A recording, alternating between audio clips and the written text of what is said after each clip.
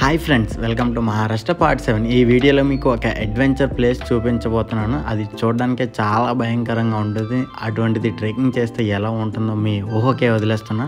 Last clip చూసాక ఎలా వెళ్ళావరా బాబు అని అంటారు మరికొందరు. అవసరమా అని కూడా అంటారు ఆ క్లిప్ చూసాక. త్రయంబకేశ్వర్ నుంచి 40 మినిట్స్ పడుతుంది. ప్రైవేట్ వెహికల్స్లో వెళ్ళాలి. నాకు అక్కడ ముగ్గురు ఫ్రెండ్స్ అయ్యారు. వాళ్ళతో కలిసి జాలీగా ట్రెక్కింగ్ అయితే స్టార్ట్ చేసా. మనం వెళ్ళవలసిన ప్లేస్ అయితే అది. ఎటు చూసినా మొత్తం గ్రీనరీ అండ్ మంచు తప్ప ఇంకేం కనిపించట్లేదు. ఇక్కడ దగ్గరికి చేరుకున్నాం.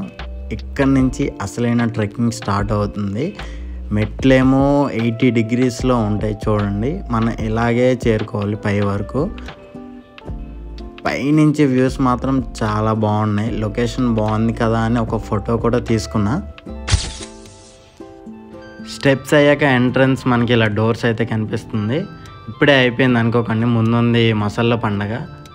ఎలాగోలా కష్టపడి లాస్ట్ పాయింట్కి అయితే చేరుకున్నా. ఛత్రపతి శివాజీ ఫ్లాగ్ ఉంటుంది.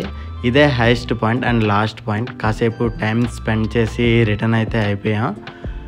దిగే టైంలో మాత్రం నా గుండె జారిపోయింది. కాళ్ళు అయితే షివరింగ్. లైఫ్లో ఒక్కసారైనా చూడవలసిన ప్లేస్ అయితే ఇది. నెక్స్ట్ వీడియోలో దీనికి మించిన లొకేషన్ ఉంటుంది. సో అంతవరకు stay tune and keep support my channel.